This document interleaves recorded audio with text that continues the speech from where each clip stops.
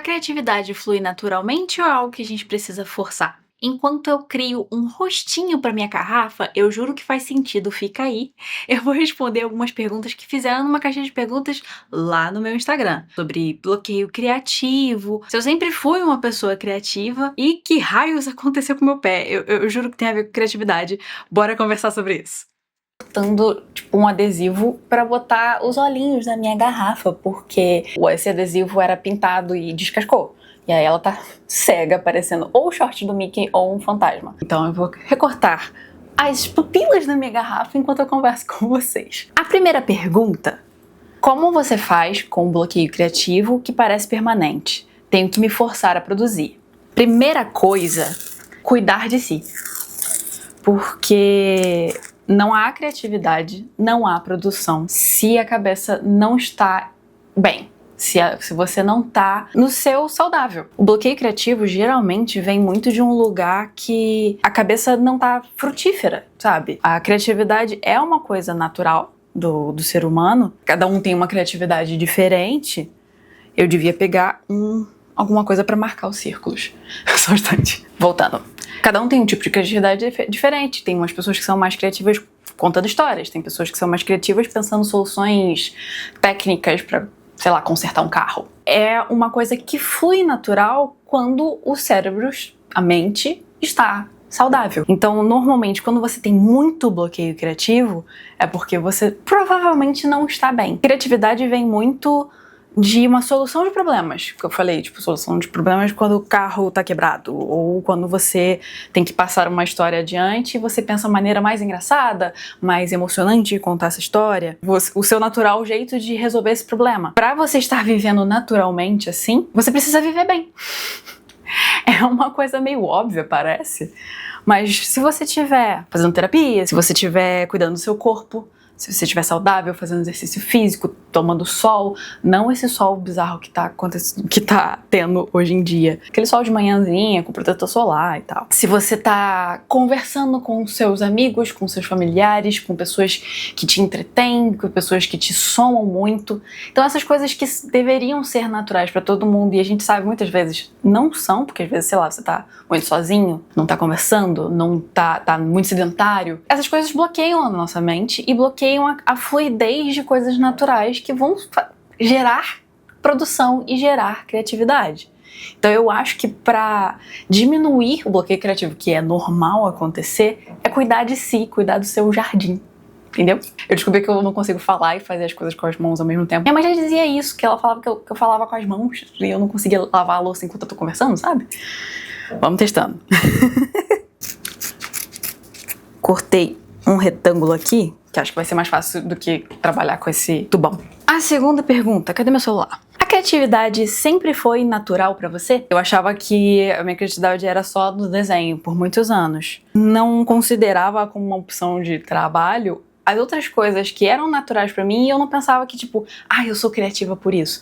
Tipo, sempre fazer a voz dos bichinhos, das coisinhas que eu tenho. Fazer eles conversarem com as pessoas. No ensino médio, eu botava o meu casaco, a manga do meu casaco do uniforme pra dentro e eu fazia eles, o Tito, que era a manga do meu casaco, conversar com as pessoas. E eu nunca pensei, eu devia trabalhar com isso. Eu falava, não, eu devia desenhar. Que é ótimo, desenhar também me abriu muitas portas, mas tem muitas partes da minha criatividade que eu não considerava útil.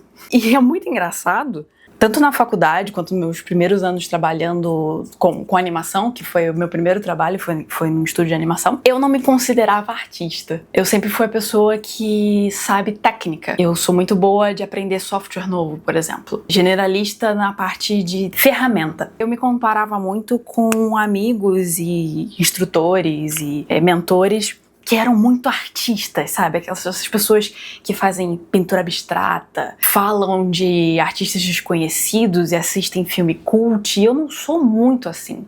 Então eu achava que eu não era criativa por isso. Eu achava que eu era a pessoa da técnica e não a pessoa da criatividade. Que não faz sentido nenhum hoje em dia. Um dos aspectos da minha criatividade é essa parte de ferramenta, lidar com a ferramenta, achar soluções para fazer alguma coisa com as ferramentas digitais. Então tem esses dois caminhos que sim, sempre foram naturais para mim e eu nunca achei que era uma criatividade útil. Besteira. Tá, Tá, voltando aqui pro olhinho. Eu vou fazer um círculo, dobrar no meio e cortar. Que aí vai ficar 2 iguais. Deixa eu comparar aqui. Tá bom tamanho. Enquanto isso, deixa eu ver a outra pergunta. Eu realmente não consigo fazer as coisas com as mãos e falar ao mesmo tempo. O que houve com o pé? Eu falo sempre das coisas do meu pé, que eu tô fazendo exame, fui no médico, tô botando gelo. Muita gente pegou o bonde andando e não sabe exatamente o que está havendo com o meu pezinho. Mas, Kais, o que tem a ver o seu pé com criatividade? Aleatória essa pergunta. Você fica botando stories sobre ir pra academia ou sobre ir pra yoga. Como eu disse na primeira resposta, sobre como evitar os bloqueios criativos, você tem que cuidar de si. Eu estou com uma dor. Se a dor estiver me atrapalhando mentalmente, eu não vou ser criativa, eu não vou solucionar meus problemas de criatividade, porque eu estou com dor. Não só a dor no pé, de vez em quando eu tenho enxaqueca, eu fui cuidar dessa enxaqueca. A gente tem que lembrar que não somos máquinas que é só atualizar o software ou trocar uma peça. Não é tão simples, nós somos mais complexos, orgânicos e precisamos de cuidado e carinho físico e mental para nos manter criativos. É simples. Há muitos anos atrás, eu tinha dores nos 2 calcanhares, nos 2 pés. E eu fui diagnosticada com fascite plantar. O médico, na época, disse: seu pé é assim, você vai ter esse encurtamento do tendão do pé, que é a fascite plantar, para sempre, porque a sua anatomia é assim. Você pode fazer alongamento para diminuir um pouco, mas não é uma solução permanente. E você vai ter que, para sempre, usar sapatos que não sejam retos. Eu adorava All Star, não podia mais usar All Star. Você vai ter sempre sapato que atrás seja um pouquinho mais alto que na frente para fazer esse inclinação, aliviar um pouco o tendão de baixo do pé. Então, por muitos anos eu tive dor nos calcanhares pensando, that's life. Eu não vou poder usar os sapatos que eu gosto e eu vou estar sentindo dor no calcanhar toda vez que eu ficar muito tempo em pé ou andando. Até que ano passado, eu vi uns vídeos. É muito complicado esse negócio que vi um vídeo na internet que é com opinião diferente do médico. Desconfie. Mas às vezes são coisas úteis. Falando sobre uma pessoa que curou a fascite plantar usando o sapato barefoot. Eu já falei sobre um pouco desses sapatos aqui, que são sapatos que simulam ficar descalço. Tem mais espaço para os dedos na frente e é retinho, não tem amortecimento aliviando a pisada. Por quê? Quando você bota um amortecimento, você tá evitando que sinta dor, mas ao mesmo tempo você tá deixando o seu pé fraco. Você não tá exercitando o movimento inteiro que o pé faz. Quanto mais você fica calçado e protegendo o seu pé, o pé ele não faz os movimentos naturais, que são os dedinhos se afastando e se equilibrando do jeito que nossa anatomia foi feita. Então, quando você fica mais tempo exercitando isso, o seu pé fica mais forte e as dores melhoram. Falei, vou tentar. No começo doía muito, ficar muito tempo descalço, mas parou. A dor do calcanhar, dos 2 calcanhares sumiram. Só que, em consequência, um dos tornozelos, tô colando o primeiro olhinho, um dos tornozelos passou a doer muito. Tornozelo esquerdo.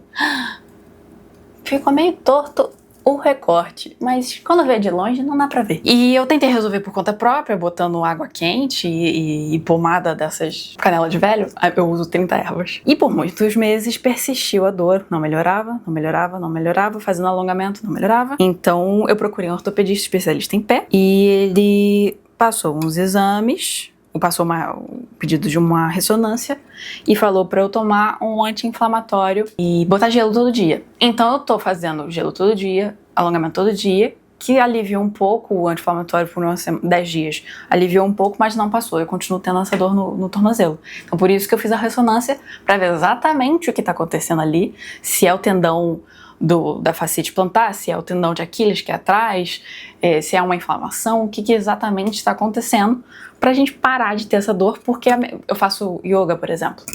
Atrapalha na yoga, atrapalha na musculação. Eu não faço o meu movimento completo porque eu tô com dor no pé, né? Então vamos resolver essa dor no pé. E essa garrafa, o que tem a ver com essa história? Do nada essa garrafa.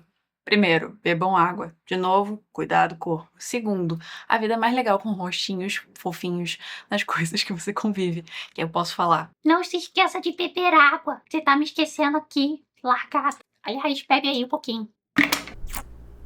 Sim, senhora.